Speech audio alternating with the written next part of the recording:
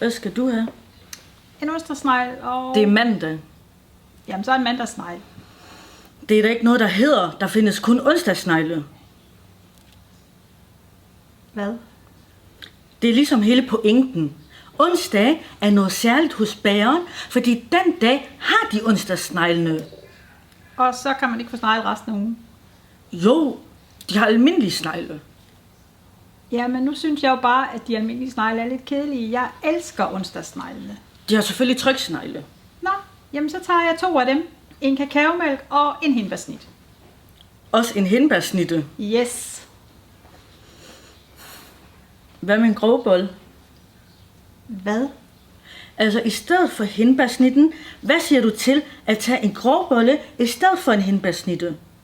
Så nu kan man pludselig ikke få hindbærsnitter, fordi det er mandag. Det virker bare ikke særlig imponerende, hvis den lækre bagerfyr er på arbejde, når jeg skal købe alle de kager. Så du tror simpelthen, at hvis du går ind og køber en grovbolle i stedet for en hindbærsnit, så går I 2 hånd i hånd ud af døren og er lykkelige til jeres dages ende? Fuck dig! Du kan selv gå ind og bestille alt dit wienerbrød og patisserier. Så hold dog op, jeg har jo ingen penge. Hvorfor er det altid mig, der skal betale for alting?